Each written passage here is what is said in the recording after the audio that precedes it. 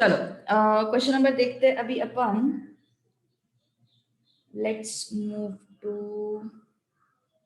मैंने कुछ ये क्वेश्चन छोड़ा था देखो वो coefficient of variation and coefficient of mean deviation. Okay, वो क्वेश्चन मैंने छोड़ा था। चलो क्वेश्चन नंबर 3 देखो, उसमें से क्या बोला है उन्होंने। If the relation between x and y is 5y minus 3x is equal to 10. Okay, 5y minus 3x is equal to 10. Mean deviation about mean for x is 12. Okay.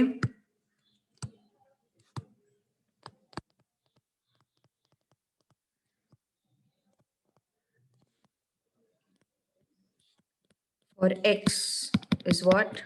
12. Then mean deviation of y about mean हमें find out करना है. Okay, we need to find out mean deviation about mean for y is equal to what? Okay, this is the question.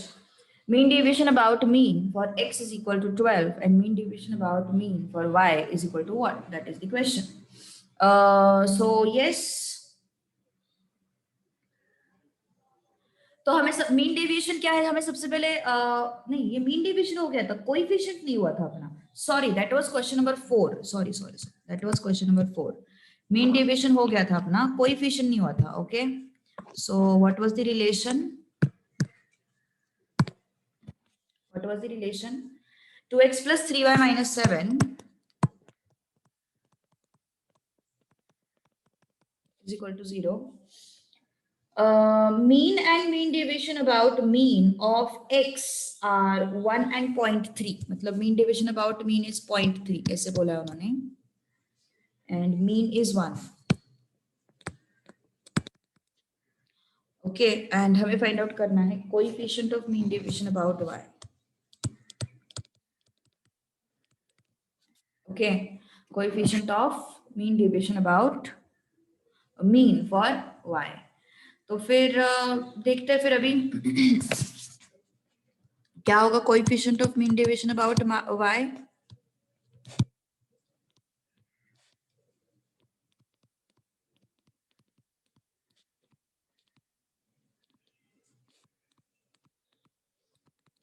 Is what? Mean deviation, चलो ठीक है short में लिखते हैं, mean deviation about mean upon mean. ये किसके लिए चाहिए अपन को? y के लिए चाहिए। मीन किसका चाहिए? y का चाहिए, मतलब हमें y बार चाहिए। ये किसका है? x बार है। तो पहले देखो, mean deviation about mean for y हम लोगों को चाहिए, तो वो mean deviation about mean for y जो है वो मेजर ऑफ डिस्पर्शन है या सेंट्रल टेंडेंसी है? ऑब्वियसली डिस्पर्शन है। तो अगर वो डिस्पर्शन है तो कैसे फाइंड आउट करेंगे उसको? Mean deviation about mean for y is equal to modulus of scaling factor. तो स्केलिंग फैक्टर क्या है? 7 minus 2x upon 3. So this is what? Modulus of minus 2 by 3. And mean deviation about mean for x. This is 2 by 3 into mean deviation about mean for x कितना है? 0.3. So this is how much? 0.2. This is how much? 0.2. अब हमें चाहिए y बार, हमें y बार भी चाहिए, है ना? तो y बार कैसे मिलेगा? y बार तो आसान है, यहां से लेके आओ उसको। y बार क्या है? मीन क्या है? सेंट्रल टेंडेंसी है, डिस्पर्शन है? सेंट्रल टेंडेंसी है। तो सेंट्रल टेंडेंसी के केस में अपन क्या करते हैं? सीधा सीधा इक्वेशन में x बार का वैल्यू सब्स्टिट्यूट करेंगे और y बार फाइंड आउट करेंगे। ओके, तो 2x bar plus 3y bar minus 7 equal to 0. Okay, 2x bar is what? 1 plus 3 into y bar minus 7 equal to 0. So 2 minus 7 minus 5. So 3y bar minus 5 equal to 0. Y bar equal to 5 upon 3. Y bar equal to what? 5/3। Yes, अब y बार भी मिल गया, mean deviation about mean for y भी मिल गया, तो मुझे क्या चाहिए, coefficient चाहिए। Okay, so coefficient of mean deviation about mean for y is equal to what? Mean deviation for y, that is 0.2 upon y bar, that is 0.3. How much is this? 0.6/5। सही बात है ना? इंटू 100 भी तो चाहिए। Okay, into 100 भी तो चाहिए। कितना आएगा फिर ये? 12। ओके, 12 आया।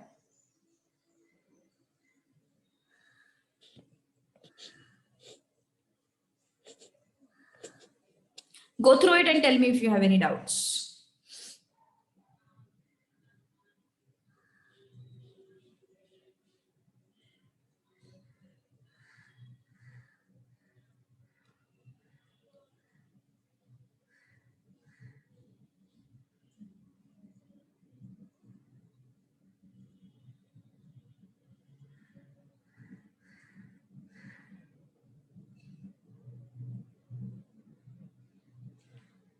डन, चलो आगे बढ़ते हैं फिर अभी थोड़ा सा।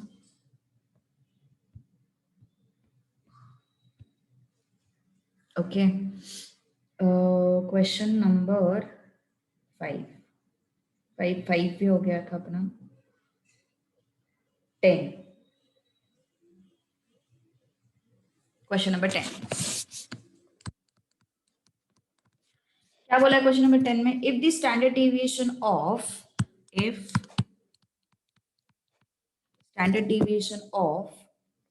0 1 2 3 9 is k, then standard deviation of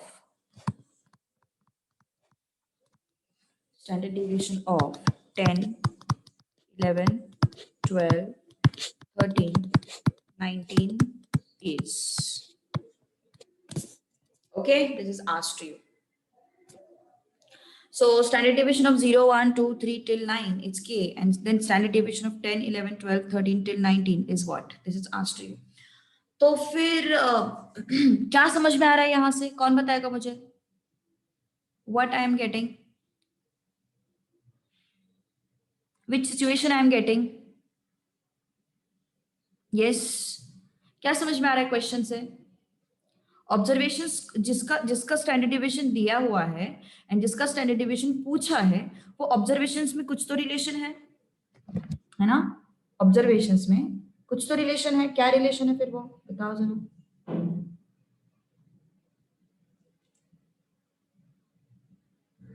yes, चलो बताओ जल्दी, क्या है क्या वो? किसी को नहीं समझ में आ रहा है? यस, किसी को नहीं समझ में आ रहा है? क्यों? यस, क्या समझ में आ रहा है इसमें और इसमें? यस, हाँ, +10 मतलब क्या है ये? +10 मतलब कंक्लूजन क्या हो गया? What is that? No, not AP.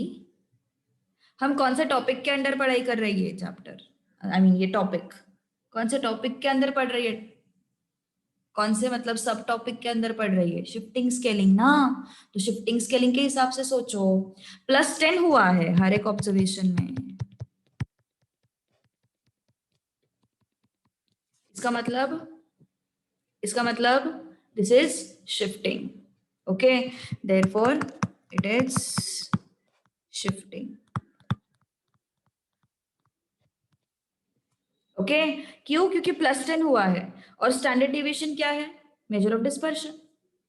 Standard deviation क्या है? Major of dispersion. ठीक है,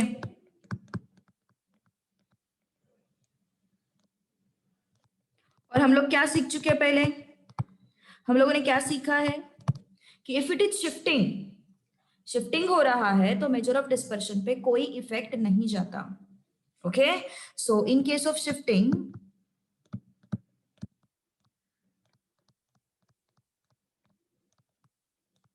measure of dispersion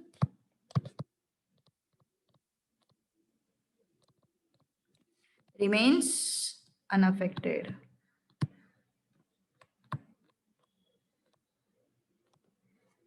Okay, in case of shifting, measure of dispersion remains what? Unaffected.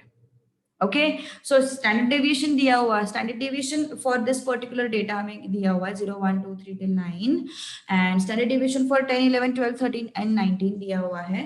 मतलब this is shifted data, shifted by what? +10 से shift हुआ है ना. तो +10 से शिफ्ट हुआ है, इसका मतलब क्या हो गया? यस, इसका मतलब हो गया कि मेजर ऑफ डिस्पर्शन अफेक्ट नहीं होगा. क्यों नहीं होगा? क्योंकि मेजर ऑफ डिस्पर्शन सिर्फ किससे अफेक्ट होता है? स्केलिंग से अफेक्ट होता है ना. मेजर ऑफ डिस्पर्शन जो है वो सिर्फ किससे अफेक्ट होता है? स्केलिंग से अफेक्ट होता है. ओके, सो पहले उसका स्टैंडर्ड डेविएशन के था, तो अभी भी उसका स्टैंडर्ड डेविएशन क्या होगा? के ही होगा. तो इसका मतलब क्या हो गया? Standard deviation of 10 11 12 13 till 19 is what? K only. It is what? K only. Okay, standard deviation of 10 11 12 13 till 19 is what? K. समझ में आई बात? क्या बोला मैंने? Yes, understood or not? So this is the 10th question. Next, question number 11. अब तुम लोग बताओगे मुझे. Question number 11. What I am having? Observations दिए हुए हैं हमारे पास A1, A2, A3 till AN, और इसका हम लोगों को दिया हुआ है स्टैंडर्ड डेविएशन सिग्मा, और हमें फाइंड आउट करना है standard deviation of lambda into A1, lambda into A2, lambda into A3, lambda into AN. इसका स्टैंडर्ड डेविएशन हम लोगों को फाइंड आउट करना है. चलो बताओ फिर जल्दी.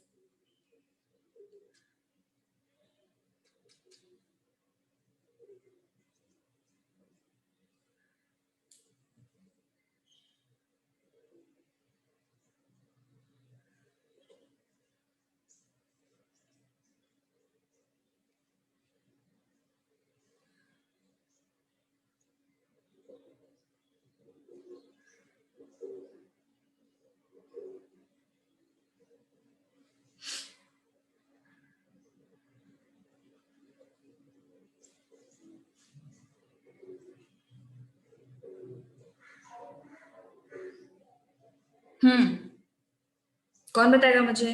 क्या है ये कौन सा सिचुएशन है? Which situation is this? Shifting और scaling? Very good. Okay, very very very good. What is this? This is scaling, है ना. क्यों स्केलिंग है ये? मल्टीप्लाई हुए हैं ऑब्जर्वेशंस, है ना. Each observation is getting multiplied. देखो ये A1 A2 A3 AN था, हर एक ऑब्जर्वेशन लैम्बडा से मल्टीप्लाई हो गया है, मतलब ये क्या हो गया? स्केलिंग हो गया, है ना. So standard deviation of this thing, standard deviation क्या हो जाएगा? वो भी स्केल हो जाएगा, लैम्डा इनटू सिग्मा. हाँ, mod of lambda, sorry, mod of lambda into sigma. Okay, mod of lambda into what? Sigma. Don't forget this. हाँ, बहुत इंपॉर्टेंट चीज है ये, भूलना नहीं है बिल्कुल भी. शिफ्टिंग एंड स्केलिंग पे जरूर एक क्वेश्चन आएगा ही. Okay, now question number 12. Question number 12, हाँ, क्वेश्चन नंबर 12 का बताओ मुझे फिर क्या हो सकता है आंसर. अल्फा दिया हुआ है, बीटा दिया हुआ है एंड गामा दिया हुआ है, और ये सब का जो वेरिएंस है, वेरिएंस दिया हुआ है इनका. Variance is how much? Variance is what? 9. और हम लोगों को पूछा है 5 अल्फा 5 बीटा एंड 5 लैम्डा. इसका अपन को 5 गामा है, सॉरी, ये इसका अपन को पूछा है वेरिएंस. चलो बताओ जल्दी क्या हो सकता आंसर. कॉमन मिस्टेक बहुत सारे लोग करेंगे. देखो 45 क्यों नहीं हो सकता?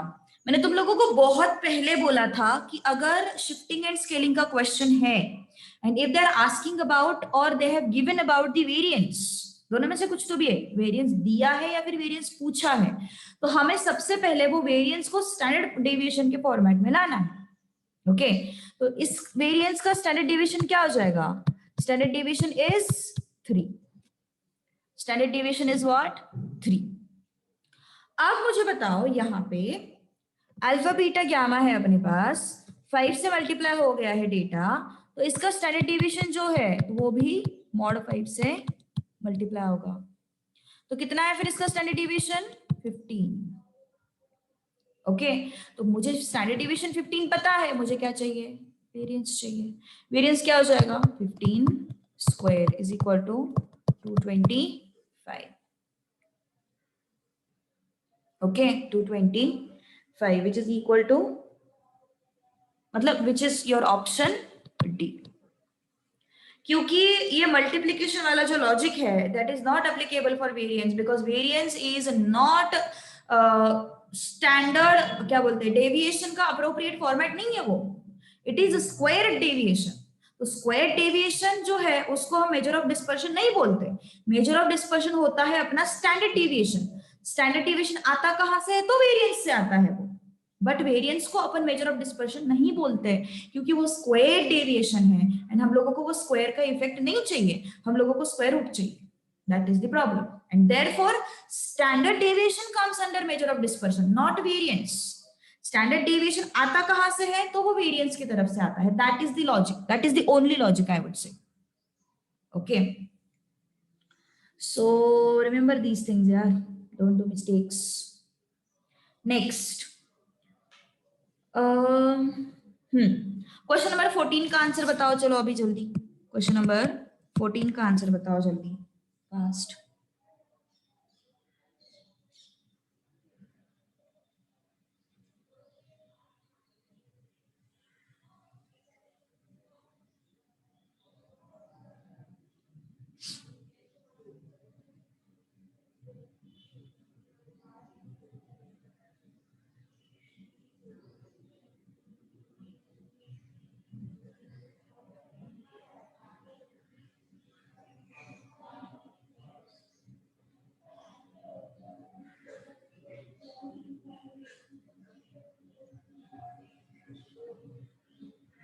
Seven 7.9, very good.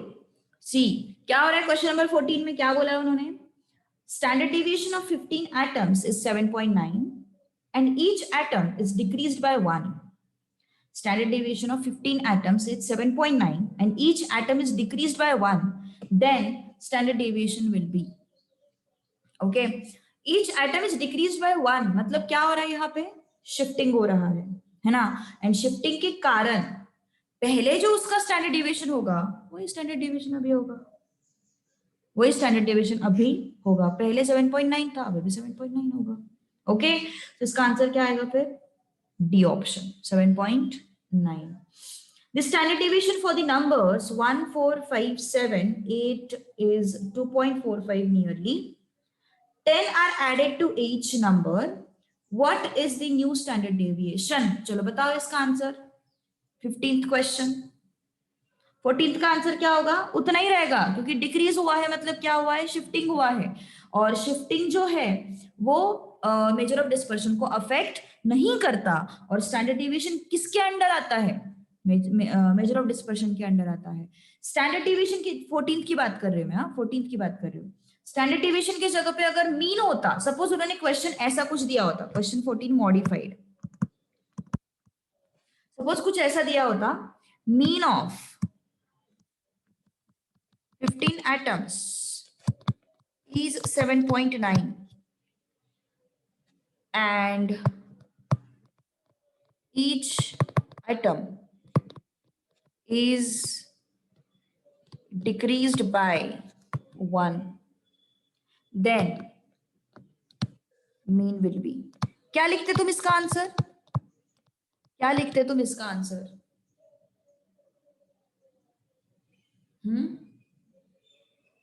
Very good. क्यों 6.9? क्योंकि मीन के बारे में बात हो रही है. मीन के बारे में बात हो रही है, इसका मतलब क्या हो गया? यस, मीन किसके अंडर आता है? मेजर ऑफ सेंट्रल टेंडेंसी के अंदर आता है ना? तो मेजर ऑफ सेंट्रल टेंडेंसी पे तो इफेक्ट आता है शिफ्टिंग एंड स्केलिंग दोनों का, है ना? पहले अपन ओरिजिनल क्वेश्चन में क्या पढ़ा है? Standard deviation. Standard deviation is major of dispersion, और मेजर ऑफ डिस्पर्शन पे शिफ्टिंग का इफेक्ट नहीं आता, सिर्फ स्केलिंग का इफेक्ट आता है। इसलिए शिफ्टिंग होने के बाद भी उसका आंसर कितना रहा है? 7.9 रहा है। लेकिन अगर तुम मीन की बात करते हो तो मीन के केस में क्या होगा? उसका आंसर आएगा 6.9। ऑल राइट, चलो क्वेश्चन नंबर 15। क्वेश्चन नंबर 15 के बारे में क्या समझ में आ रहा है? यस, क्या बोला उन्होंने वहां पे? 10 is added to each number. 10 जो है वो हर एक नंबर में ऐड किया है, मतलब क्या हुआ है यहाँ पे? शिफ्टिंग हुआ है। तो अगर शिफ्टिंग हुआ है तो इसका मतलब क्या हो गया? अपना जो वैल्यू है स्टैंडर्ड डेविएशन का वो सेम रहेगा। ये standard deviation comes under major of dispersion, and major of dispersion does not get affected bye shifting. Okay, next, problems based on wrong and correct observations. Problems based on wrong and correct observations, अभी नया topic अपन पढ़ रहे हैं, ठीक है? चलो देखते हैं फिर अभी क्या है। इंपॉर्टेंट है, problems based on wrong and correct observations. Okay, चलो देखते हैं फिर अभी पहला क्वेश्चन। हाँ, यहाँ पे बस एक ही ट्रिक है कि तुम रॉन्ग ऑब्जर्वेशंस सब्ट्रैक्ट करो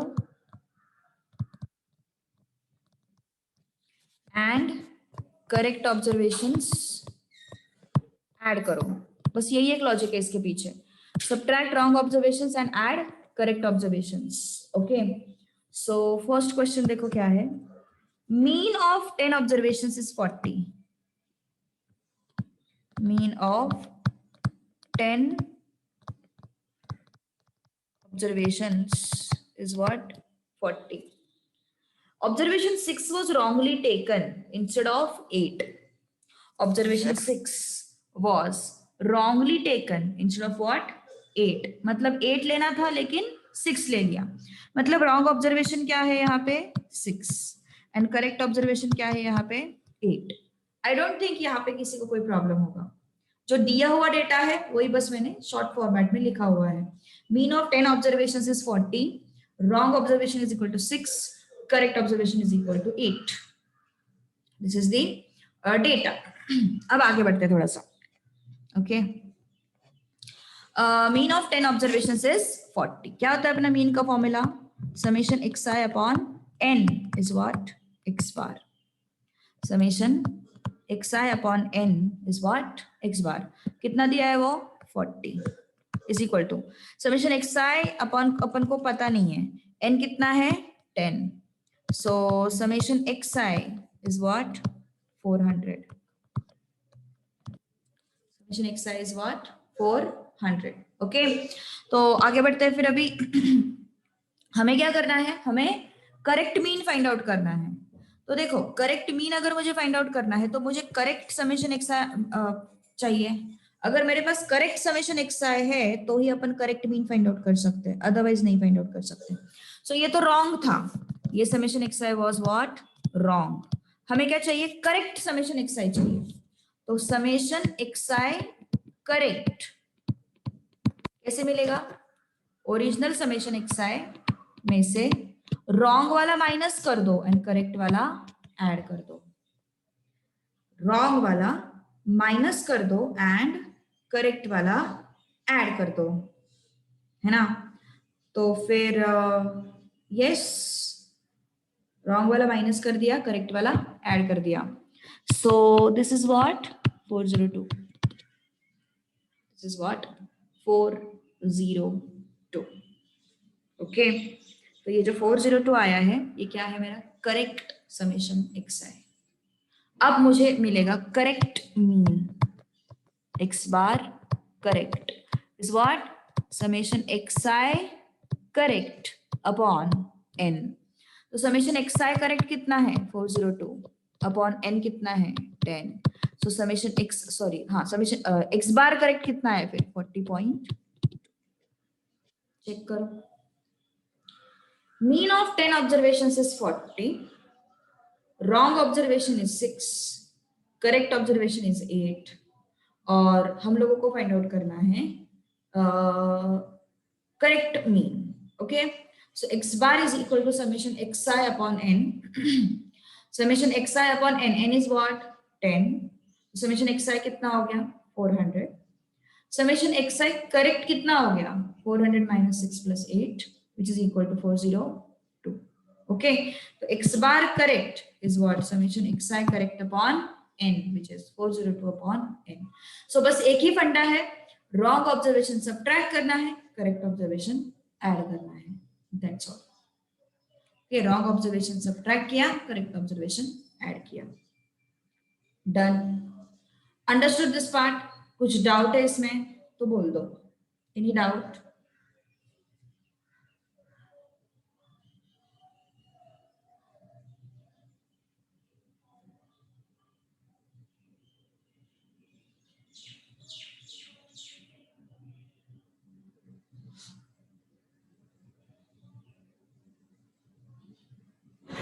चलो आगे बढ़ते हैं फिर अभी सेकेंड क्वेश्चन। चलो ये इस क्वेश्चन को तुम लोग ट्राई करो। You try out this question. Mean of 25 observations is equal to 78.4। Later it was found that 96 was misread as 69। 96 was misread as 69 मतलब करेक्ट कौन सा हो गया 96, रॉन्ग कौन सा हो गया 69। हमें क्या फाइंड आउट करना है x बार करेक्ट। चलो कोशिश करो फास्ट। यहाँ पे मीन ऑफ 25 ऑब्जर्वेशन इज 78.4 है ना। तो x bar is what summation xi upon n और x बार कितना है फिर it is 78.4। x bar is how much we don't know, n is how much 25। So how much is this 78.4 into 25 is equal to summation xi। तो summation xi कितना आएगा फिर if I use calculator. एक minute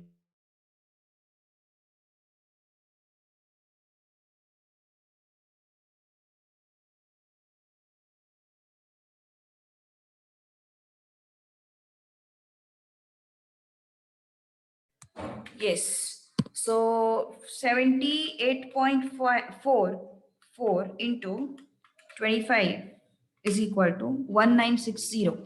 okay summation xi correct is 1960। okay so sorry this was wrong। And summation xi correct अगर मुझे चाहिए तो हमें क्या करना पड़ेगा फिर हमें रॉन्ग में से ये जो समेशन आया उसमें से रॉन्ग ऑब्जर्वेशन माइनस करना पड़ेगा और करेक्ट ऑब्जर्वेशन ऐड करना पड़ेगा। सो अगर 1960 में से माइनस 69 किया और प्लस 96 किया तो हमें क्या मिलेगा फिर 1987। ओके 1987। तो मुझे x बार करेक्ट चाहिए summation xi correct upon n। So 1987 upon n is what 25। 1987 upon it is 25 na, so it comes out to be 79.48।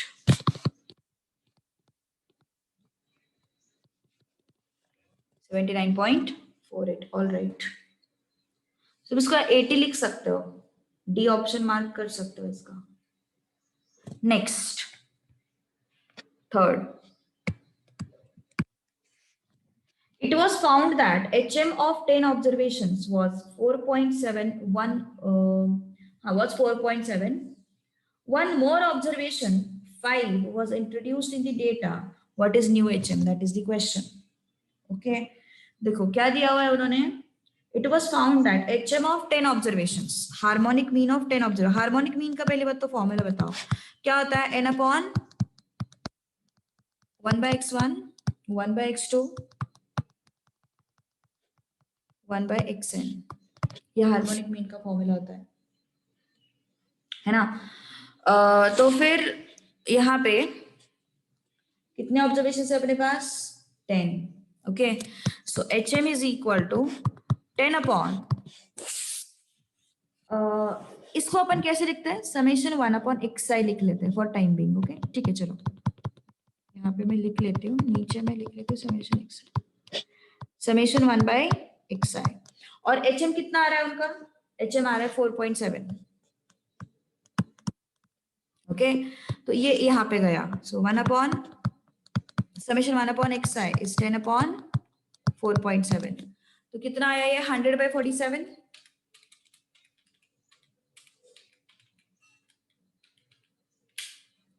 2.13।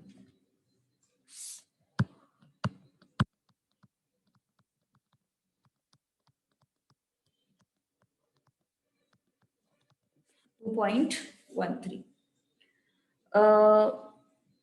One more observation 5 was introduced in data. One more observation 5 was introduced in data. मतलब एक नया observation आया है data में. Okay, so x new is what, 5. तो अपना 1 upon summation xi भी modify हो जाएगा, 1 upon summation xi भी modify हो जाएगा, है ना। तो summation 1/xi new is what, ये 2.13 में 1/5 ऐड कर दो। 1/5 ऐड करना पड़ेगा, देखो क्यों, क्योंकि अपन क्या करते हैं, उनके रेसिप्रोकल्स ऐड करते हैं ना। तो ये नया ऑब्जर्वेशन है तो उसका भी रेसिप्रोकल ऐड होगा। सी देखो यहाँ पे रेसिप्रोकल्स ऐड हो रहे हैं, रेसिप्रोकल्स ऐड हो रहे हैं 4.7। तो जो समेशन 1/xi न्यू होगा उसमें भी रेसिप्रोकल ऐड हो जाएगा। ओके, उसमें भी रेसिप्रोकल ऐड हो जाएगा। So 2.13 plus 0.2 it comes out to be 2.33, 2.33। Okay, 2.33 आया। अब आगे बढ़ते थोड़ा सा, ये हो गया तुम्हारा 1 अपॉन समेशन xi न्यू। अब मुझे HM फाइंड आउट करना है, नया HM फाइंड आउट करना है, ठीक है। So HM new is equal to, n क्या है, 10 ऑब्जर्वेशंस पहले थे, अभी एक ऐड हो गया, मतलब कितने हो गए वो, 11। ओके, सो 11 upon 1 upon summation 1 upon xi new क्या हो जाएगा फिर 2.33, है ना। HM न्यू हम लोगों को फाइंड आउट करना है, क्यों ऐसा, क्योंकि HM हमारे पास है, एक नया ऑब्जर्वेशन उसमें ऐड हो गया, मतलब HM भी नया आएगा पिक्चर में। ओके, तो नया HM जो है, HM new is equal to what, 11 upon 2.33। So how much is this, 11 divided by 2.33 which comes out to be 4.72।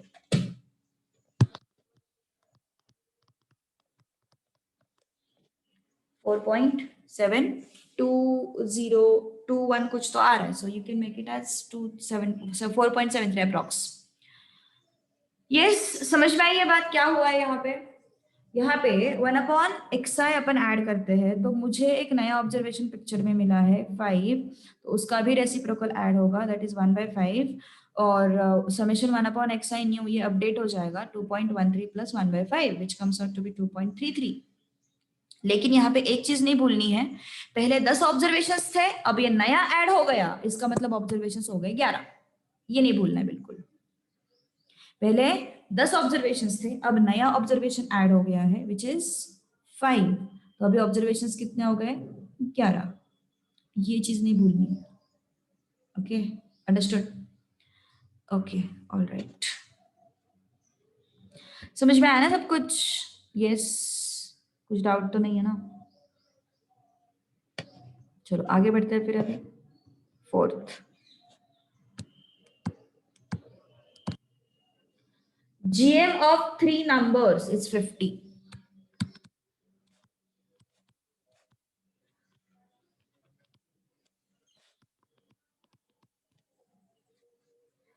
If one of the observations 3 was wrongly taken and deleted from the data. Try करोगे, कोशिश तो करोगे. Okay, x wrong था 3 and it was deleted. Okay, देखो क्या करना है हम लोगों को. GM ऑफ 3 नंबर्स बोला है ना, तो 3 नंबर्स का GM तो हमें पता नहीं है. GM मतलब 3 नंबर कौन सा हमें पता नहीं. 3 number is very less number, तो मतलब ठीक है अपन A B एंड C ऐसा ले सकते हैं या फिर PQR ले सकते हैं. So let 3 numbers are A, B, C. लेकिन उन्होंने एक इंफॉर्मेशन हम लोगों को दिया हुआ है. कौन सा इंफॉर्मेशन दिया हुआ है? Yes, which information they have given? That one of the observation 3 was deleted. One of the observations 3 was deleted. मतलब ये तीनों में से एक ऑब्जर्वेशन जो था वो 3 था. Am I right? तीनों में से एक ऑब्जर्वेशन जो था वो क्या था? 3 था. ओके, और उनका GM कितना आ रहा है? 50 आ रहा है. ओके, उनका GM कितना है? 50. So GM is equal to 50. और GM क्या होता है? Under root of, under root नहीं होता, क्यूब रूट होता. क्यों क्यूब रूट आएगा यहाँ पे? क्योंकि यहाँ पे 3 है. एक्चुअली GM होता क्या है? GM क्या होता है? nth root of x1, x2, x3 till xn. ये होता है ना. तो यहाँ पे 3 नंबर्स है तो वो क्यूब रूट होगा. कौन से नंबर्स है? a into b into 3 is equal to 50. Taking cubes both the sides, a b मतलब 3ab आया यहाँ पे is equal to 50 cube is equal to what? 50 cube. So how much is this? 3ab is equal to 125. 1 2 3. So ab is equal to what? 125. yeah. Okay, सही है. अब उन्होंने क्या पूछा है? 3 जो था वो गलत था. 3 जो था वो गलत था, वो लेना ही नहीं चाहिए था, लेकिन मैंने गलती से ले लिया. ओके, तो अब हमें उस 3 को हटाना है. अब 3 को हटा के after deleting 3 GM is equal to what? Under root of AB. GM is equal to what? Under root of AB, which is equal to under root of 125,000 upon 3. क्योंकि ये मुझे यहाँ से पता चला है ना. यहाँ से हम लोगों को वो चीज पता चली है कि it is 125,000 upon 3. तो कितना है फिर ये?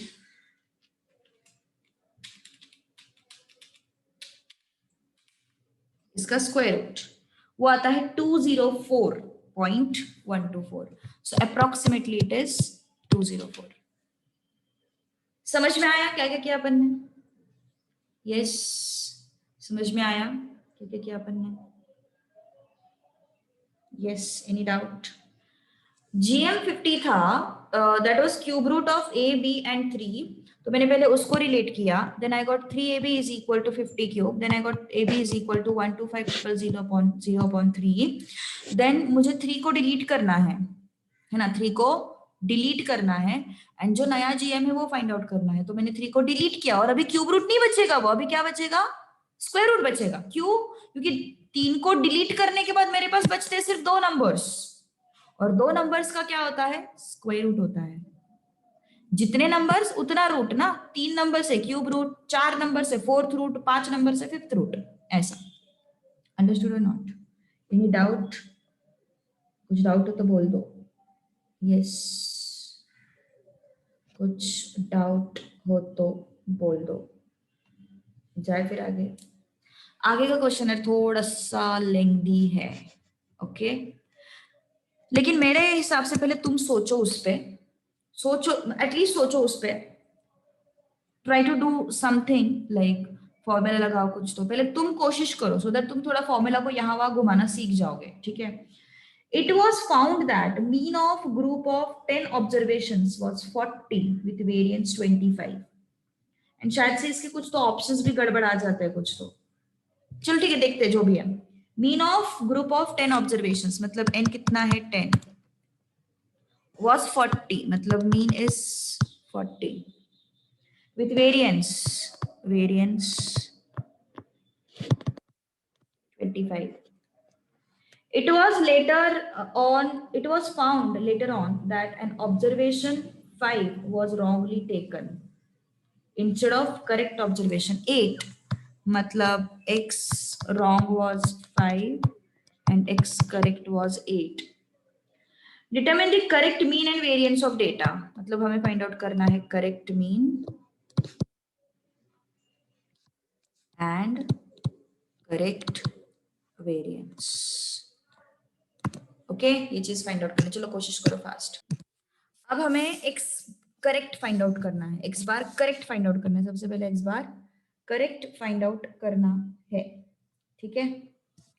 सो let's check it out. Summation xi upon n is equal to x bar. x bar is 40। Summation xi हमें पता नहीं है, n is 10, okay. Summation xi is equal to 400.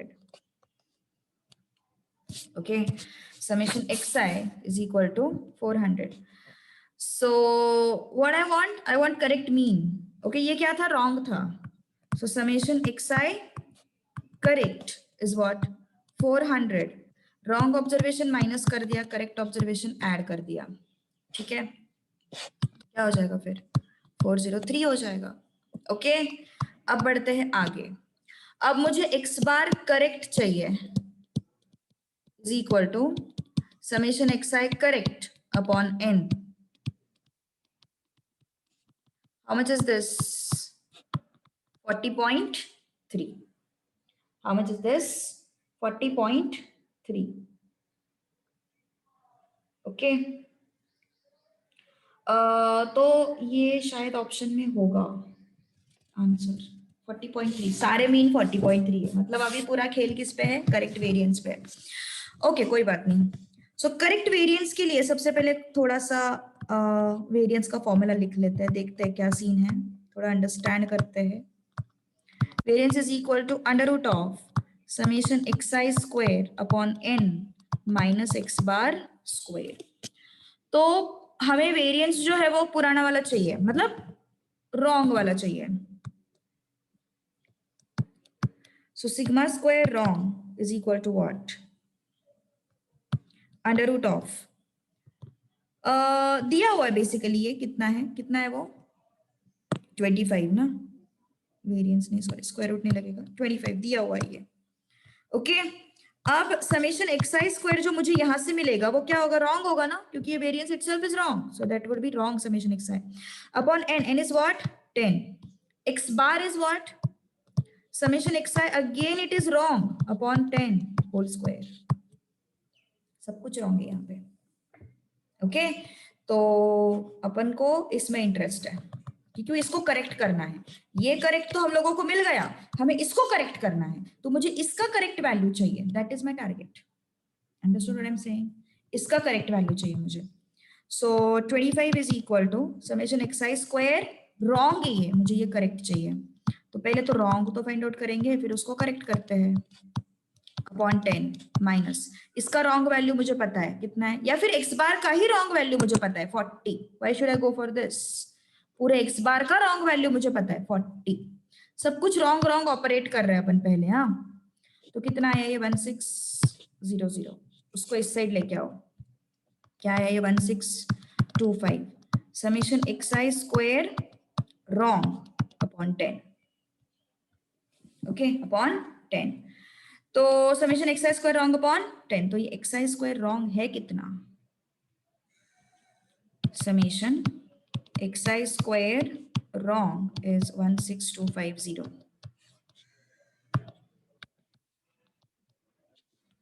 16250, okay. अब आगे बढ़ते थोड़ा सा, let's move to next part. इसको करेक्ट करना है ना हमें, तो समेशन xi स्क्वायर करेक्ट कैसे फाइंड आउट करेंगे? Summation xi square wrong is 16250 minus wrong observation minus कर दो, लेकिन लेकिन ऑब्जर्व केयरफुली, यहाँ पे अपन -5 + 8 नहीं करेंगे। क्यों नहीं करेंगे? क्योंकि एक्साइज स्क्वायर है तो मुझे उसका स्क्वायर माइनस करना पड़ेगा, स्क्वायर प्लस करना पड़ेगा। Getting my point? उसका मुझे स्क्वायर माइनस करना पड़ेगा और स्क्वायर प्लस करना पड़ेगा। समझ में आई बात? है ना? कुछ डाउट है यहां तक? प्लीज बता दो मुझे।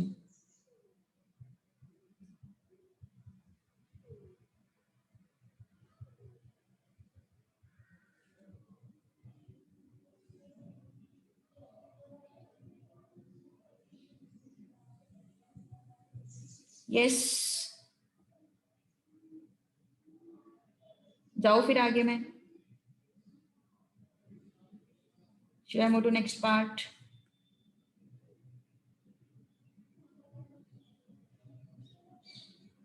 चलो, पक्का किसी को कोई डाउट नहीं आता? मैंने यहाँ पे x bar correct find out किया, वेरिएंस जो था मेरे पास रॉन्ग था तो उसमें से मैंने x square wrong find out कर लिया। फिर एक्स स्क्वायर रॉन्ग जो आया है अपना, वहां से मैंने फाइंड आउट कर लिया एक्स स्क्वायर करेक्ट, तो ये आया। ठीक है, सो कितना हुआ फिर ये? 16250 minus 25 plus 64, which is equal to what? 16250 minus 25, 16250 minus 25 plus 64 is equal to 16289. 16289. Understood? Okay. So this is your summation exact square correct. अब हमें चाहिए वेरिएंस। अब वेरिएंस करेक्ट चाहिए हमें, है ना? ये वेरिएंस रॉन्ग था, अब वेरिएंस करेक्ट चाहिए हमें।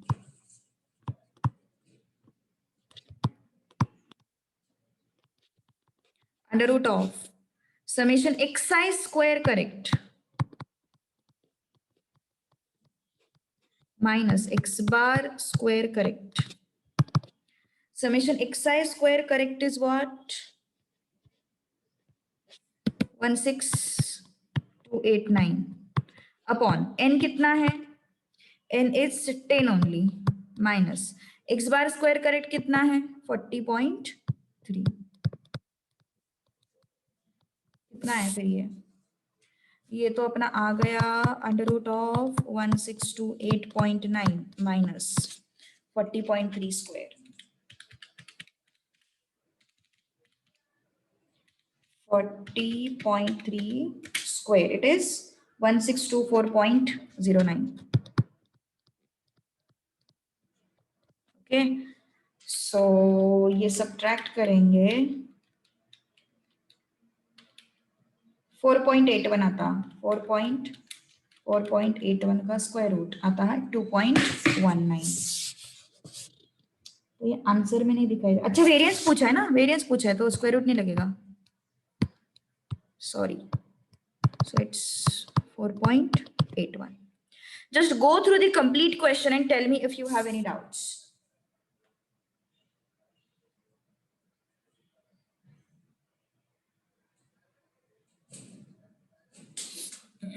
Any doubt? चलेगा। Okay? Okay. So ये था तुम्हारा all about correct observation and wrong observation। देखो अभी अपना सेंट्रल टेंडेंसी एंड डिस्पर्शन वाला चैप्टर खत्म हो जाएगा, मतलब मे बी इस वीक में हो सकता है। तो तुम्हें मॉड्यूल का पूरा मतलब मॉड्यूल जो है वो पूरा मतलब सॉल्व करना है। पहले देखो नोट्स सॉल्व करो, नोट्स में अपन ने जो जो क्वेश्चंस लिए उनको पहले सॉल्व करो, उसके बाद फिर मॉड्यूल सॉल्व कर लेना पूरा। तो नोट्स तुम नोटबुक का मतलब अपने क्लास के नोट्स का हेल्प ले लेके सॉल्व कर सकते हो, लेकिन जो तुम मॉड्यूल है वो मॉड्यूल खुद से सॉल्व करने की कोशिश करो। ऐसे मान के चलो कि ये चैप्टर पे मतलब मुझे ये क्वेश्चंस आने चाहिए बिना देखे, बिना फॉर्मूला देखे, बिना कुछ देखे, ये सारे क्वेश्चंस मुझे आने चाहिए। तो पहले नोट्स अच्छे से प्रिपेयर करो। सेंट्रल टेंडेंसी तो अभी अपना हो गया, तो सेंट्रल टेंडेंसी के केस में तुम वैसा एक्सपेरिमेंट कर सकते हो। नोट्स पूरा सॉल्व कर लिया और फिर जो मॉड्यूल है वो खुद से सॉल्व करने की कोशिश करो, बिना नोटबुक देखे, बिना फॉर्मूला देखे, बिना टेक्स्ट बुक देखे। ओके, ये तरीका अप्लाई करो, चैप्टर का भी अच्छा से रिवीजन हो जाता है उस केस में। ठीक है, चलो नेक्स्ट। अभी कुछ फॉर्मूला है, ये फॉर्मूला रटने पड़ेंगे for symmetric data. Symmetric data मतलब क्या है? यस, किसी को याद है? मैंने बताया था सिमेट्रिक डेटा क्या होता है। Symmetric data, do you remember this thing? क्या बताया था मैंने? कुछ तो बताया था सिमेट्रिक डेटा के केस में। किस डेटा को सिमेट्रिक डेटा बोला जाता है?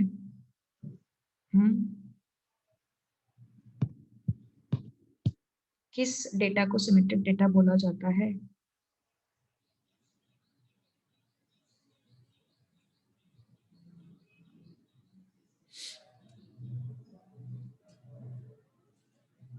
नहीं याद किसी को भी? अरे जहाँ पे सिमेट्रिक डेटा का क्या होता है, mean mode and median coincide होते हैं ना एक जगह पे, है ना? ऐसा कुछ कर्व मैंने ड्रॉ किया था, ये सिमेट्रिक है। क्यों सिमेट्रिक है? बिकॉज उस जगह पे mean equal to mode equal to median आ जाते हैं, है ना? इक्वली डिस्ट्रीब्यूटेड डेटा रहता वो। सिमेट्रिकल डेटा, सिमेट्रिक डेटा के केस में ये फॉर्मूला अप्लाई होते हैं ओनली फॉर सिमेट्रिक डेटा। कौन से फॉर्मूला है ये? Mean deviation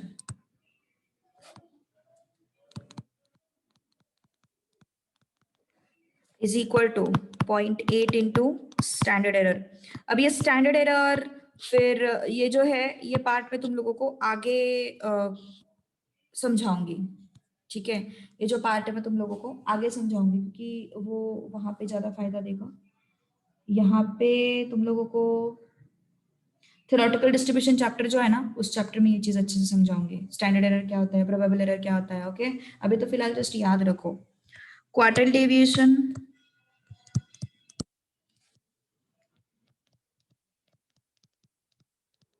is equal to 0.675 into standard error. Okay, standard error is equal to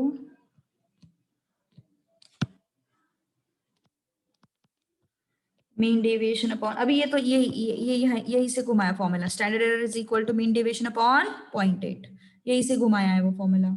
उसके बाद standard error is equal to 0.675 quartile deviation upon 0.675, तो ये यही से घुमाया है फॉर्मूला, ठीक है? Then mean deviation is equal to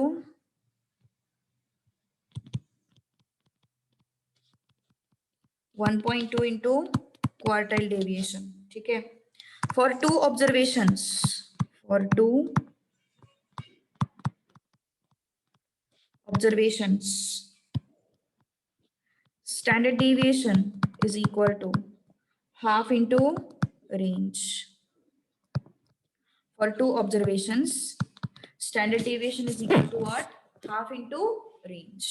okay, so ये बहुत इंपॉर्टेंट है। मीन डेविएशन, स्टैंडर्ड एरर अगर चाहिए तो standard error is equal to mean deviation upon 0.8, standard error is equal to quartile deviation upon 0.675, mean deviation is equal to 1.2 into quartile deviation. For two observations, standard deviation is equal to half into range. Okay, so ये formula important है। Next, अब theory part है थोड़ा सा। Okay, अब क्या है? Theory part है। जो हम लोगों ने सेंट्रल टेंडेंसी में देखा था कंपैरिजन, वैसे ही कंपैरिजन यहाँ पे है। Range, quartile deviation, mean deviation and standard deviation. Okay, ये चार चीजें अपने पास, range, quartile deviation, mean deviation and standard deviation. Range, चल ठीक है। इसमें भी मैं तुम लोगों को फिर से बता रही हूँ, कोई कोई पार्ट, कोई कोई टॉप, कोई कोई पॉइंट ऐसा है कि वो एक्चुअली नॉनसेंस है, वो तुम लोगों को याद ही रखना पड़ेगा। There is no other option, ठीक है? सो चलो, पहला पॉइंट जो है वो क्या है? कंप्यूटेशंस कैसे है इसके। सो रेंज हमें पता ही है, सबसे इजी है वो, है ना? सबसे इजी है वो। क्वार्टल डेविएशन भी आसान है but as compare to mean deviation and standard deviation, mean deviation थोड़ा टीडियस लगा, है ना? X i minus x bar करना पड़ता, मॉड्यूलस लेना पड़ता, फिर एफ आई से मल्टीप्लाई करना पड़ता है ना? उसके बाद अगर अबाउट मीडियन फाइंड आउट करना है तो x i minus median into F I. तो कंप्यूटेशंस के बारे में उन्होंने कंपैरिजन दिया हुआ है, ठीक है? और मैंने स्टैंडर्ड डेविएशन पढ़ाते वक्त भी बोला था कि ये जो है स्टैंडर्ड डेविएशन जो है वो बहुत ज्यादा यूज होता है। स्टैंडर्ड डेविएशन जो है वो बहुत ज्यादा यूज होता है। सो it is most widely and commonly used. Range जो है ओपन एंडेड क्लासेस के लिए क्यों नहीं? ओपन एंडेड क्लासेस याद है सबको? ओपन एंडेड क्लासेस मतलब क्या है? बिलो 10, अबाउट 30, है ना? ऐसे कुछ क्लासेस में दिखाई दे रहा है तो वो ओपन एंडेड क्लासेस है। तो ओपन एंडेड क्लासेस के केस में हमें एक्सट्रीम वैल्यूज पता ही नहीं रहते। बिलो 10 बोला है लेकिन कहां तक, 5 तक, 4 तक, 3 तक, 2 तक, 1 कहां तक, है ना, 5 3 कहां तक रुकना है हमें नहीं पता। तो उसके एक्सट्रीम वैल्यूज हमें पता नहीं होते, तो इसीलिए अपन उसको ओपन एंडेड क्लासेस बोलते हैं। और रेंज के केस में तो हमें एक्सट्रीम वैल्यूज चाहिए रहते हैं, है ना। जैसे कि मान के चलो सपोज मैंने बोला 10 to 20, 20 to 30, 30 to 40, 40 to 50, इसका रेंज क्या हो गया 40, 50 माइनस 10। लेकिन अगर मैंने यहाँ पे बोला होता बिलो 20, तो हमें पता है कि 10 से स्टार्ट हो रहा, 5 से स्टार्ट हो रहा, कहाँ से स्टार्ट हो रहा हमें नहीं पता। हमने तो बस अनुमान लगाया कि भैया यहाँ पे 10-10 का है, तो चलो ऑन पेपर यहाँ पे भी 10 का लेते हैं। ये हमने किया है, उन्होंने नहीं बताया, हमने कन्वीनियंस के लिए लिया है वो। ओके, सो ऐसे केसेस में ऐसे क्लासेस को अपन ओपन एंडेड क्लासेस बोलते हैं। और ये जो ओपन एंडेड क्लासेस है इसके केस में अपन को रेंज फाइंड आउट करना बड़ा मुश्किल होता है। उसके बाद मीन डेविएशन भी नहीं फाइंड आउट कर सकते अपन, क्योंकि अगर ये बिलो 20 है तो हमें नहीं पता कि ये एक्सआई, ये एक्सआई क्या होगा, यहाँ पे क्या होगा 25 होगा, यहाँ पे क्या होगा 35, यहाँ पे क्या होगा 45। यहाँ पे हम गारंटी से थोड़ी ना बोल सकते कि यहाँ पे 15 होगा, गारंटी से नहीं बोल सकते अपन यहाँ पे, है ना। यहाँ पे गारंटी से अपन नहीं बोल सकते, that is the problem. And therefore XI का वैल्यू ही हमें पता नहीं है, तो क्या हम मीन डेविएशन फाइंड आउट कर पाएंगे? नहीं, क्योंकि वहां पे तो एक्सआई माइनस एक्स बार चाहिए रहता, एक्सआई माइनस मीडियन चाहिए रहता, एक्सआई माइनस मोड चाहिए रहता, तो सब जगह पे प्रॉब्लम हो गई। स्टैंडर्ड डेविएशन भी फाइंड आउट नहीं कर पाएंगे। क्यों नहीं फाइंड आउट कर पाएंगे? क्योंकि वहां पे समेशन एक्सआई स्क्वायर चाहिए रहता अपन को, तो नहीं फाइंड आउट कर सकते, है ना। So this is the case. So obviously that is quartile deviation is suitable for open end class. Based on range जो है, it is based on only 2 observations. Okay, it is based on only 2 observation. Quartile deviation जो है मैंने पहले ही बताया था, quartile deviation ये पूरा डेटा है, this is Q1, this is Q2, this is Q3. Middle जो पार्ट है वो अपन कंसिडर करते हैं, मिडिल 50% अपन कंसिडर करते हैं। एक्सट्रीम की जरूरत पड़ती है? नहीं, एक्सट्रीम की जरूरत नहीं है हमें। Getting my point? Okay, extremes की जरूरत हमें नहीं है। So quartile deviation is based on middle 50%, between based on only 50% observations. Mean deviation के लिए भी सारे ऑब्जर्वेशंस लगते हैं हम लोगों को, क्योंकि एक्सआई है वहां पे, और स्टैंडर्ड डेविएशन के लिए भी सारे ऑब्जर्वेशंस लगते हैं हम लोगों को, क्योंकि वहां पे भी एक्सआई है। Okay, so that is the problem. Okay, fourth, affects too much by extreme observation. कौन? Range.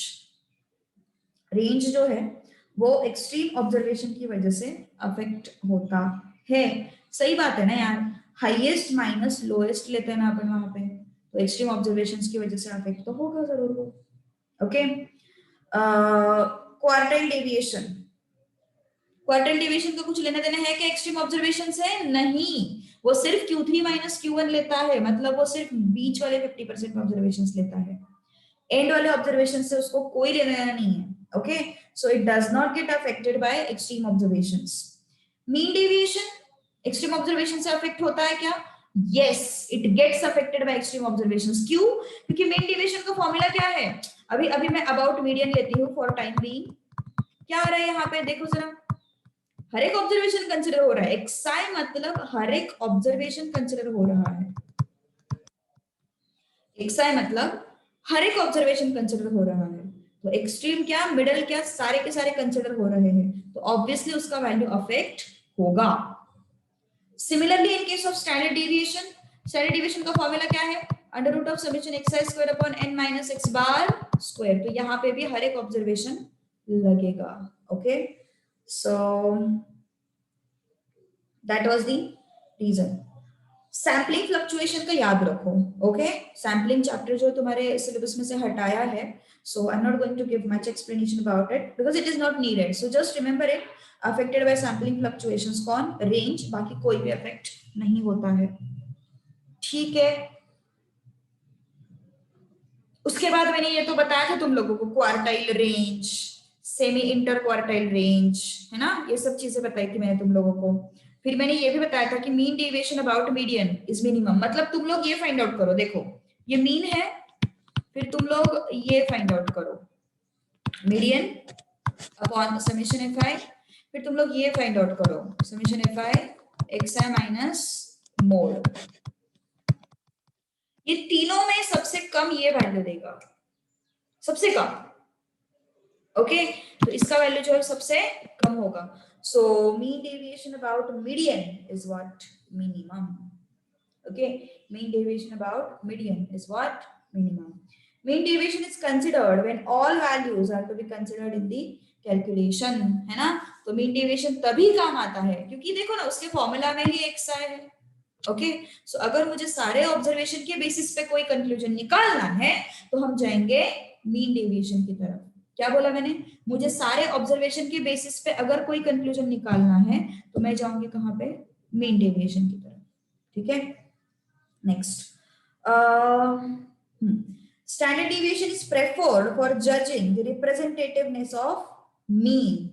It is also called as root mean square deviation, है ना, वेरिएंस को स्क्वायर डेविएशन बोलेंगे, स्टैंडर्ड डेविएशन को रूट मीन स्क्वायर बोलेंगे।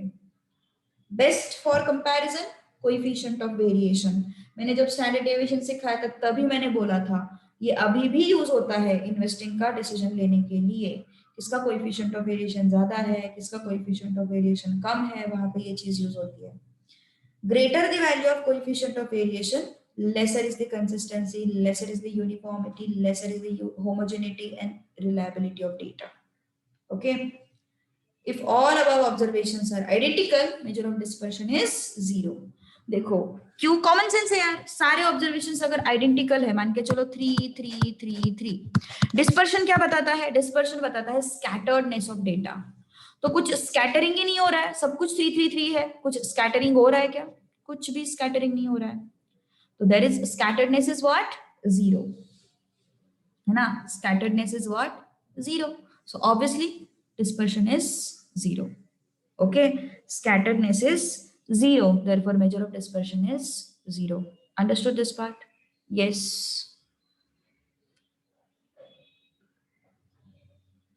So अगर सारे observations identical है तो इसका मतलब हो गया स्कैटर्डनेस इज 0, और उसका मतलब हो गया कोई भी मेजर ऑफ डिस्पर्शन तुम कैलकुलेट करो उसका वैल्यू क्या आएगा, 0 आएगा।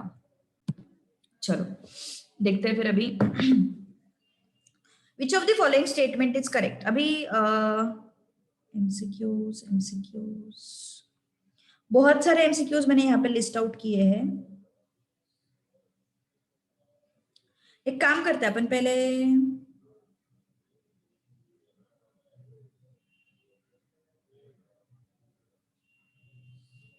एक मिनट, हाँ, let me check for the previous year questions.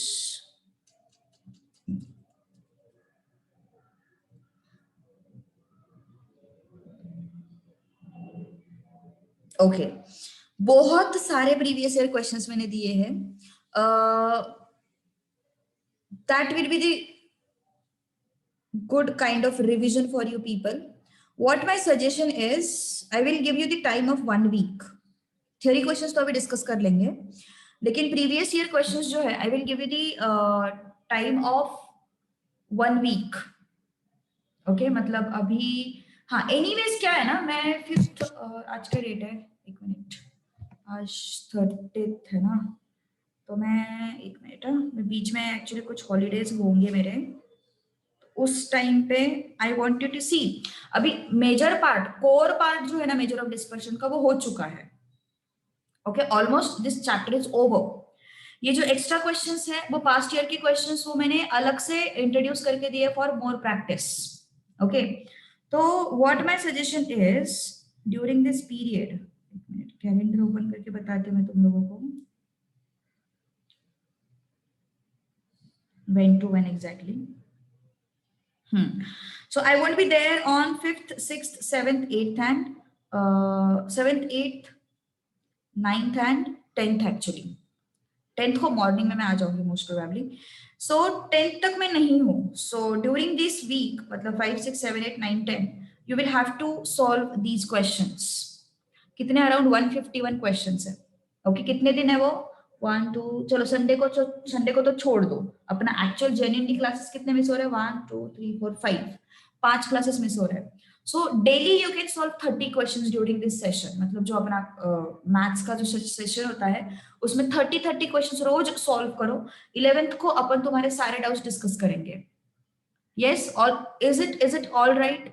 तुम लोगों को एक्स्ट्रा प्रैक्टिस के लिए क्वेश्चंस भी मिल जाएंगे, क्योंकि हम लोगों ने जो क्वेश्चंस कवर किए हैं ना वो मैंने ऑलमोस्ट मतलब पूरे चैप्टर में हम लोगों ने जो सॉल्व किए क्वेश्चंस वो मैंने मॉड्यूल से लिए थे, और वो मैंने यहाँ से लिए थे, अपने पीएन अरोरा का एक बुक है वहां से लिए थे। तो एक्स्ट्रा प्रैक्टिस के लिए I want you to solve this 151 questions on your own, and फिर 11th को फ्राइडे के क्लास में अपन वो सब डिस्कस करेंगे। फिर उस केस में अपना फ्राइडे सैटरडे संडे तीनों दिन क्लास होगा, ठीक है? फ्राइडे सैटरडे संडे तीनों दिन क्लास होगा, ठीक है? सो सारा डाउट क्लैरिफाइंग सेशन जो है अपन फ्राइडे को कर लेंगे। Is it all right? Yes, is everyone agree with it? Please tell me. अगर सारे के सारे क्वेश्चन क्लास में करने मुझे कोई प्रॉब्लम नहीं है, लेकिन फिर तुम्हारा प्रैक्टिस नहीं होगा ना, extra practice. Yes all right, please confirm. ये 5 दिन जो है तुम लोग रोज 30 क्वेश्चन सॉल्व करो, तुम्हारे 150 क्वेश्चन कंप्लीट हो जाएंगे। 11th को अपन इसका डाउट सेशन रखेंगे। जो भी क्वेश्चंस नहीं आते हैं वो तुम लोग को समझ में आ जाएगा कि मतलब कहाँ पे गलती हो रही है, क्या नहीं आ रहा है। जब तक खुद से सॉल्व नहीं करोगे ना मैथ्स में, तब तक कुछ आने नहीं वाला है। आई एम टेलिंग यू, खुद से अटेम्प्ट नहीं दोगे क्वेश्चन की तरफ, नहीं आएगा। ये क्वेश्चन मैंने एक्सप्लेन करने के बाद सबको आ जाता है, सबको समझता है, अच्छे से समझता है, लेकिन जब तक तुम खुद से सॉल्व नहीं करोगे तब तक नहीं समझेगा।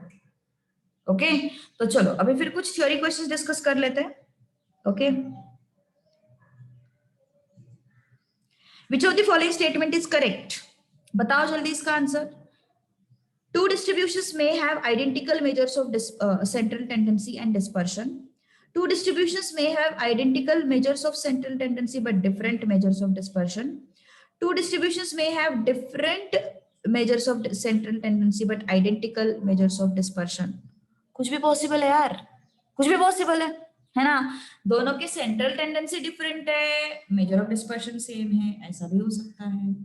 दोनों के सेंट्रल टेंडेंसी सेम है, मेजर ऑफ डिस्पर्शन डिफरेंट है, ऐसा भी हो सकता है।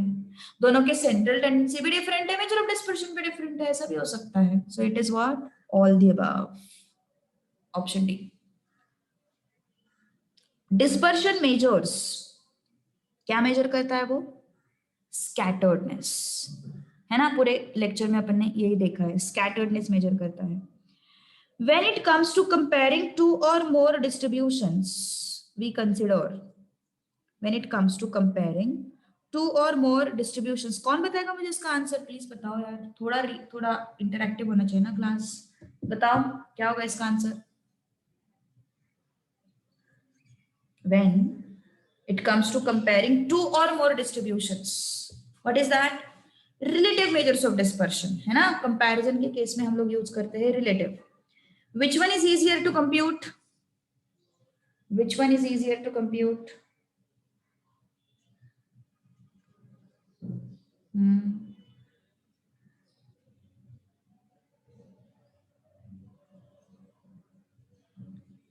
Yes.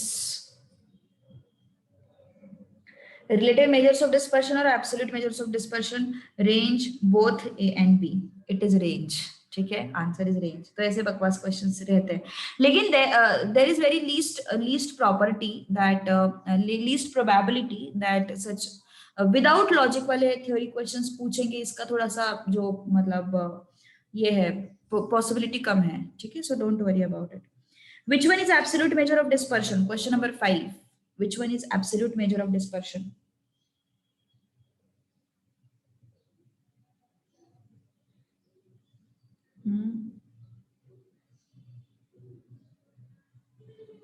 Which one is absolute measure of dispersion? Range, mean deviation, standard deviation, all these measures. So answer is all the measures. Which measure of dispersion is most useful? ये भी देखा था अपन ने। कौन सा सबसे ज्यादा यूजफुल है? Which one is most useful? कौन सा सबसे ज्यादा यूजफुल है? Standard deviation. Which measures of dispersion is not affected by presence of extreme observations? कौन सा है जो एक्सट्रीम ऑब्जर्वेशन से अफेक्ट नहीं होता है? क्वार्टाइल डेविएशन, है ना. क्वार्टाइल डेविएशन एक्सट्रीम ऑब्जर्वेशन से अफेक्ट नहीं होता है. ठीक है. Next, which measure is based on only central 50% of the observations? Central 50% पे कौन डिपेंड करता? क्वार्टाइल डेविएशन, है ना. सेंट्रल 50% पे quartile deviation Q3 minus Q1 मतलब 50%. Which measure of dispersion is based on all the observations? Mean deviation, standard deviation, quartile deviation. Obviously quartile deviation तो सब पे डिपेंड नहीं करता, है ना. मीन डेविएशन में xi है. देखो जहां पे xi आता ना फॉर्मूला में, वहां पे हम ऐसा मतलब ये कंक्लूजन निकलता है कि वहां पे सारे ऑब्जर्वेशंस कंसिडर हो रहे हैं, है ना. So mean deviation, standard deviation, not quartile deviation. 11th, appropriate measure of dispersion for open-end classification. Appropriate measure of dispersion for open-end classification. कौन सा होता है open-end classification के लिए? Quartile deviation, है ना. Most commonly used measure of dispersion, standard deviation. हाँ, बस यहाँ पे ना उन्होंने मेंशन करना चाहिए था रिलेटिव और एब्सोल्यूट, क्योंकि कोएफिशिएंट ऑफ वेरिएशन भी कॉमनली यूज होता है. ओके तो अगर एब्सोल्यूट मेजर ऑफ डिस्पर्शन बोलते हैं तो स्टैंडर्ड डेविएशन, रिलेटिव बोलते हैं तो coefficient of variation. Which measure of dispersion? अच्छा, I missed eighth one.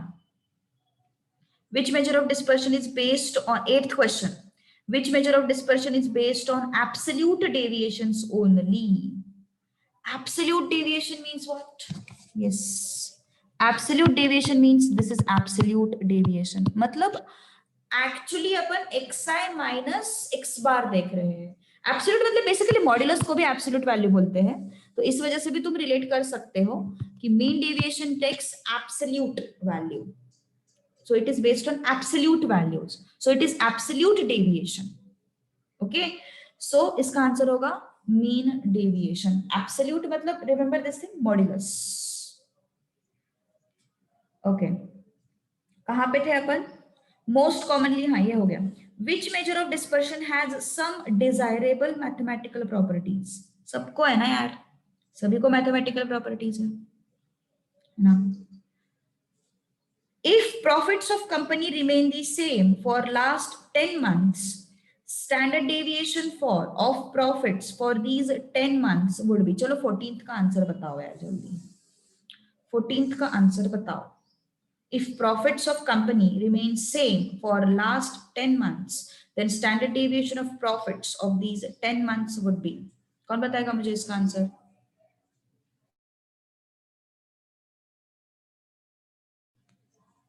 Yes, who can tell me answer of this question?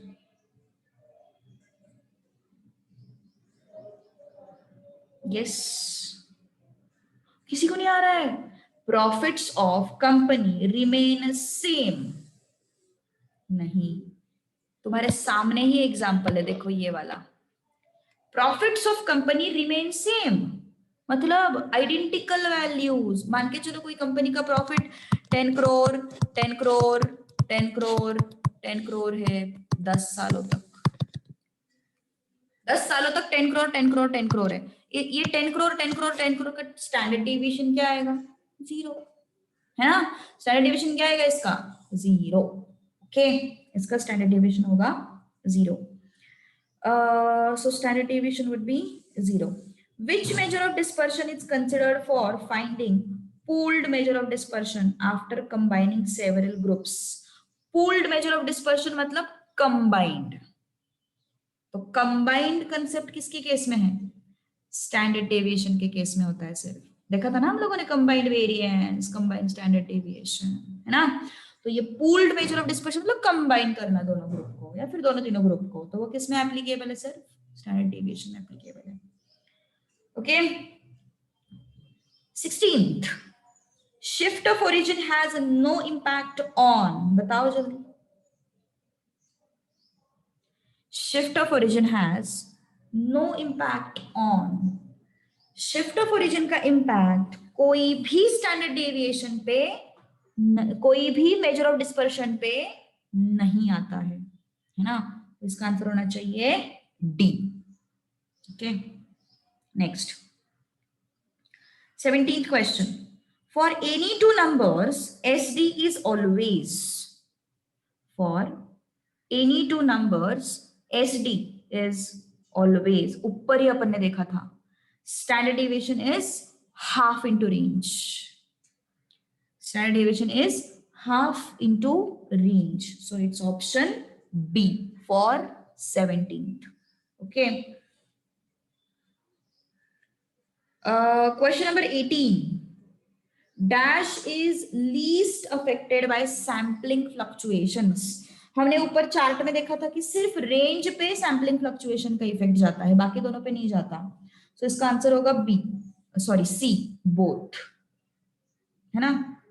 सिर्फ रेंज पे सैम्पलिंग फ्लक्चुएशंस का आंसर इफेक्ट जाता है, बाकी किसी पे नहीं जाता.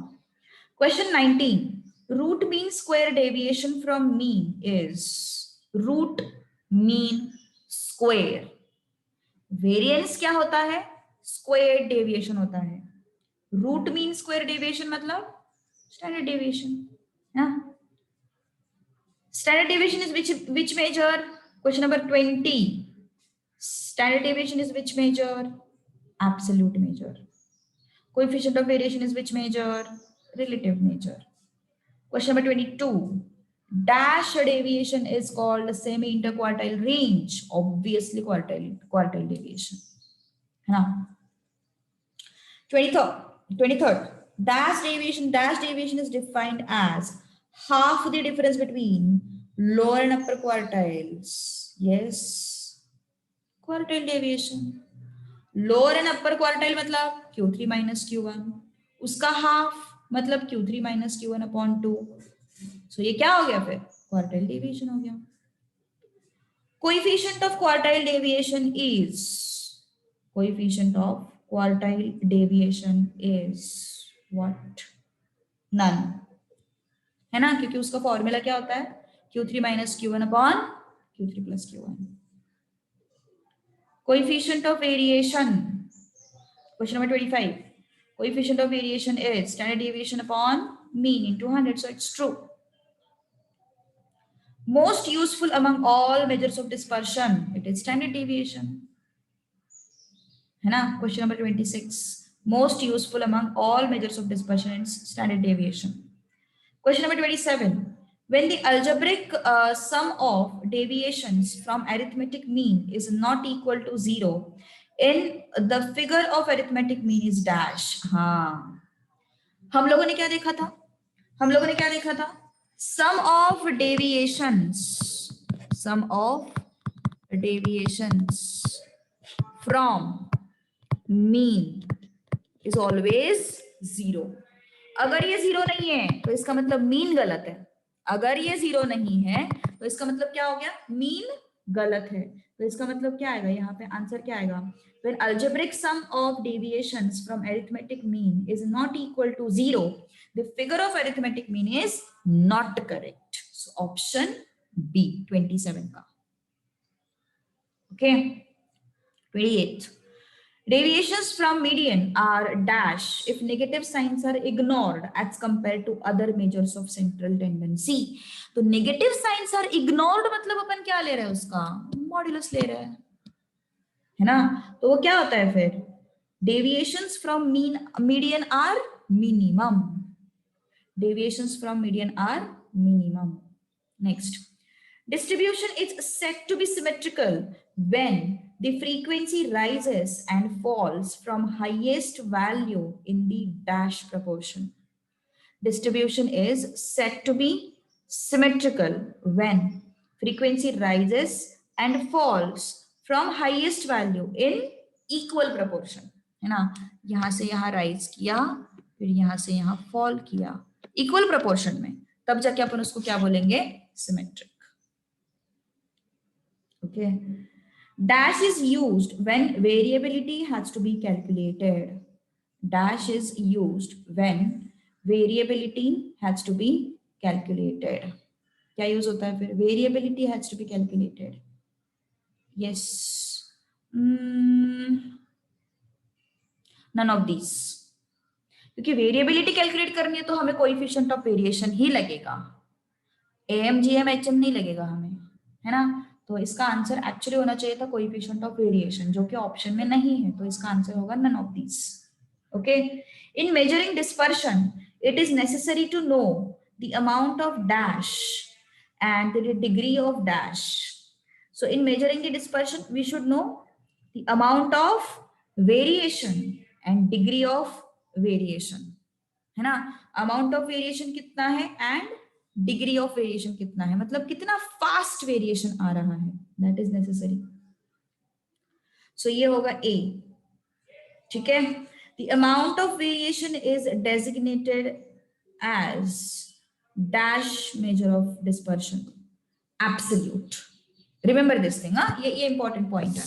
Amount of variation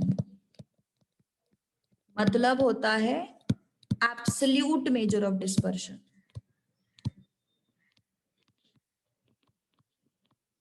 okay, and degree of variation जो है वो हमें बताता है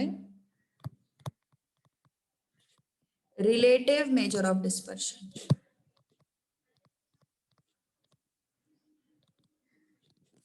अमाउंट ऑफ वेरिएशन कौन बताता है? Absolute measure of dispersion. Degree of variation बताता है रिलेटिव मेजर ऑफ डिस्पर्शन, है ना। For purposes of comparison between two or more series with varying size or number of atoms, varying central values or units of calculation, only dash measures are used. अभी comparison हो रहा है तो भैया absolute major तो नहीं होगा, कौन सा होगा फिर? रिलेटिव। सो 34 का बी आंसर, ठीक है। Next, the relation relative range is equal to absolute range upon sum of two extremes is, relative range is what? Absolute range मतलब L minus S upon sum of two extremes मतलब L plus S। Okay, so ये क्या हो गया फिर? 35 true. As sample size increases, range also tends to increase, though not proportionately। Sample size increases मतलब जैसे कि मान के चलो, सपोज मैंने लिया है यहाँ पे 10 टू, लेट्स से हमने यहाँ पे कंसिडर किया है 20 टू 30, 30 टू 40, 40 टू 50। अब मैं इसको और इंक्रीज कर रही हूँ 10 to 20, 20 to 30, 30 to 40, 40 to 50, 50 to 60। Range भी इंक्रीज हो जाएगा ना, है ना, रेंज भी इंक्रीज हो जाएगा। सो क्या है फिर इसका आंसर? इंक्रीजेस, ऑप्शन बी, ठीक है। Dependence of range on extreme items can be avoided by, dependence of range on extreme items, तो मतलब मुझे एक्सट्रीम वैल्यूज को इंपॉर्टेंस नहीं देना है, तो वो क्या हो जाएगा फिर? Quartile deviation. सो 38 का क्या हो जाएगा? सी, है ना। 38 का क्या हो जाएगा? सी, ठीक है। अभी just go through this questions, तुम्हें सिर्फ प्रॉब्लम आ सकता है क्वेश्चन नंबर 46 एंड 47 में, जो कि मैंने अभी तक बताया नहीं है। ओके, बाकी सब अपन ने डिस्कस किया है, so go through it. Okay, so previous year questions का भी मैंने पूरा प्लानिंग बना के दिया है, please follow that planning, that will be useful. और थोड़ा कंसिस्टेंसी रखोगे तो फायदा होगा, नहीं तो फिर सडनली बहुत सारा बर्डन आ जाता है, फिर कुछ मैनेज नहीं कर पाते हैं, फिर और प्रॉब्लम हो जाती है। ओके, वैसे नहीं करना है हम लोगों को, ठीक है। So yes, all right, we will stop here, थोड़ा जल्दी छोड़ रही हूँ, ठीक है। कल से नया टॉपिक शुरू होगा, बाय द वे, कल से नया टॉपिक शुरू होगा, ठीक है। यस।